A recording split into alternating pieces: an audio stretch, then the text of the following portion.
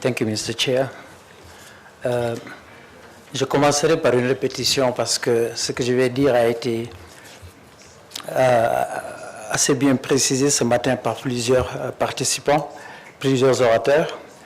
C'est lié au fait que lorsque les dirigeants politiques du monde entier ont pris des engagements solennels pour améliorer la vie des pauvres dans le monde d'ici 2005 à travers les objectifs de développement du millénaire, appelant à la réduction de la pauvreté, à l'amélioration de la sécurité, l'amélioration significative de la santé des pauvres, est une preuve explicite du rôle fondamental de l'alimentation et de la nutrition dans le développement. Dans le contexte de nos pays, sans se tromper, on peut affirmer que le développement économique et social, le développement agricole et la sécurité alimentaire se chevauchent. Et par ailleurs, on peut affirmer en même temps qu'une révolution agricole est un préalable à la transformation sociale, au développement humain durable. De même, la satisfaction des besoins alimentaires et nutritionnels est une condition sine qua non pour permettre à l'être humain de jouir de ses capacités physiques, de ses capacités intellectuelles. On en reparlera plus tard. Si on regarde la problématique de la malnutrition ou de la sécurité alimentaire, en général, on a souvent de bonnes informations sur la nature du problème, le quoi. On a une bonne information sur le lieu. S'il y a un problème qui se pose géographiquement, on n'a pas de difficulté. S'il y a un problème qui se pose, on n'a pas beaucoup de difficultés pour répondre au quand. Mais la grosse difficulté vient lorsqu'on doit se poser la question comment régler ce problème-là. Et ces questions ont été posées par Alan Berg, qui était à la banque il y a quelques années, qui a publié un livre qui s'appelait « Qu'est-ce qui pourrait être fait pour lutter contre la malnutrition ?» Ainsi, la nutrition est reconnue depuis tout le temps comme l'affaire de tous et l'affaire de personne en même temps. Tout le monde veut faire la nutrition, mais personne ne veut en faire en même temps. Et la réflexion autour de ce comment aussi doit nous amener à nous interpeller. On a parlé de beaucoup d'acteurs depuis ce matin. Interpeller les acteurs majeurs qui gravitent autour de notre développement. Qui doit être impliqué, qui est impliqué, qui devrait, etc., etc. À commencer par les institutions d'intégration économique sous-régionale et africaine. Je vous parle de la CEDEAO, je vous parle de l'UEMOA, je vous parle de l'Union africaine. Quelle est la part de responsabilité? On a parlé d'accountability ce matin, la part des décideurs politiques dans la formulation des politiques et le développement des politiques. Quel est le rôle du secteur privé dont on est tout à fait convaincu aujourd'hui? On a parlé d'agrobusiness, d'agroalimentaire. La société civile, on a parlé des organisations paysannes et j'y reviendrai plus tard, mais aussi les communautés qui sont les bénéficiaires tant qu'on est dans une logique de bonne gouvernance et quand on est dans une logique de décentralisation, etc., dépendamment du niveau d'évolution des politiques publiques dans nos pays.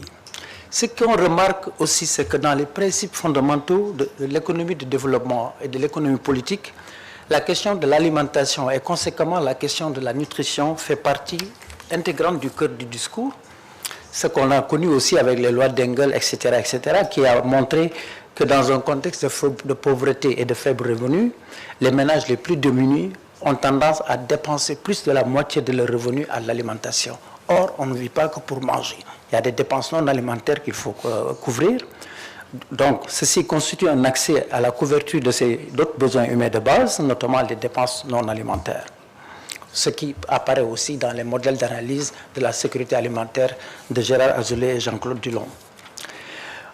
D'Engel aussi, on apprend que l'accroissement du revenu intellectuel s'accompagne de l'augmentation du PNB, pouvant s'associer par contre à des mutations, notamment des migrations, notamment du milieu rural vers les villes, du secteur de l'agriculture vers le secteur industriel. Je pense que cette question, on en a discuté en long et en large ce matin, mais aussi des changements dans les modes de consommation alimentaire, et on a eu l'exemple en Asie en 2008. Les prix, par l'effet revenu, par le défi prix, les prix jouent également un rôle important en raison de leurs incidences sur les revenus et des effets de substitution que ces prix exercent sur les modes de consommation. C'est devenu juste une question éthique pour moi, parce que donner des chiffres de la malnutrition, ce n'est pas un gros problème. Je le disais tout à fait au début. On est victime de la faim cachée et de la faim apparente. On en a parlé, je ne vais pas aller dans les détails. C'est juste pour une question d'éthique. Mais donner des chiffres de la gravité, c'est plus à démontrer. Par ailleurs, on s'accorde tous sur le fait qu'une nutrition adéquate et diversifiée est essentielle pour la croissance économique, la bonne santé, et tout à fait au début, je le disais, au développement physique et cognitif, enfin pour permettre à l'homme d'assurer dans la dignité ces fonctions dont j'avais parlé de production et de reproduction. Mais il faut remarquer aujourd'hui, quand on parle de malnutrition, c'est à la fois la surnutrition et la sous-nutrition. Les pays à revenus faibles et à revenus intermédiaires font face à ces deux problèmes de santé. Et c'est ce qu'on convient d'appeler le double fardeau de la malnutrition. Cette surnutrition est aujourd'hui l'un des principaux problèmes de santé publique dans les pays en voie de développement. On a de plus en plus de problèmes d'obésité, on a de plus en plus de problèmes de diabète, on a de plus en plus de problèmes de maladies cardiovasculaires. On ne peut pas occulter cette problématique, d'autant plus que ces maladies chroniques liées à l'alimentation coexistent dans les mêmes environnements où existe la sous-nutrition. Dommage que peu d'attention est portée sur cette problématique. Comme le témoignent les quelques rares pays ou de l'Afrique de l'Ouest que je connais bien, quelques rares pays qui disposent de documents de politique ou d'intervention visant les groupes les plus vulnérables ou les groupes les plus exposés. Ainsi, cette transition nutritionnelle devrait nous amener à revoir nos orientations stratégiques de sécurité alimentaire et nutritionnelle, car certains facteurs de risque des maladies chroniques existent avant la procréation et durant la gestation. Quelles seraient les exigences de la sécurité alimentaire dans le contexte du développement actuel de nos pays? Une alimentation adéquate suppose la mise en place de mécanismes visant à assurer la disponibilité de l'offre alimentaire, l'accessibilité aux aliments, mais offrir aussi aux communautés des alternatives visant la diversification alimentaire à tout moment, c'est-à-dire assurer la stabilité des approvisionnements, mais aussi les échanges tant au niveau national qu'au niveau sous-régional. Tout le monde le sait, je pense qu'on en a beaucoup parlé ce matin.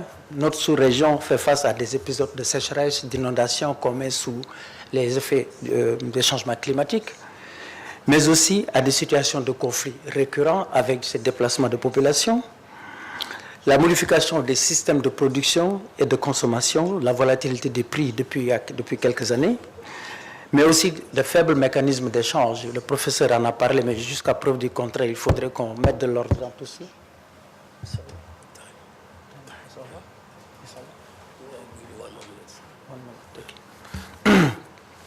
Donc, du fait de plusieurs de ces facteurs, nos pays, en plus de ça, payent très cher les conséquences des programmes d'ajustement structurel, notamment en milieu rural où la pauvreté est manifeste, d'autant plus que ce secteur est regorge de plus de 40 à 60% de notre force productive.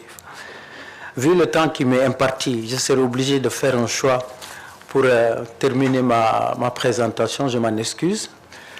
Donc, le problème de l'intégration de la nutrition dans les programmes nationaux d'investissement agricole, je pense, a été une étape fondamentale dans la formulation des politiques, mais en termes de mise en œuvre, je pense qu'il y a beaucoup d'efforts à faire. Et de 2005 à 2010, nous avons fait beaucoup d'efforts, beaucoup de rencontres pour essayer de faire le lien entre l'agriculture, la santé et la nutrition au vu de ce qui s'est passé en 2005 au Niger. Le repositionnement de la nutrition comme élément central du développement a été lancé par la Banque mondiale il y a quelques années, reste d'actualité, ce qui revient à dire que ce que nous traitons aujourd'hui est un thème d'actualité et un thème sur lequel la réflexion approfondie pourrait nous permettre de revoir un petit peu la formulation des politiques dans le cadre des transformations économiques actuelles. Donc, je vous remercie, Monsieur le Président. Je suis désolé pour le temps qui m'a été imparti.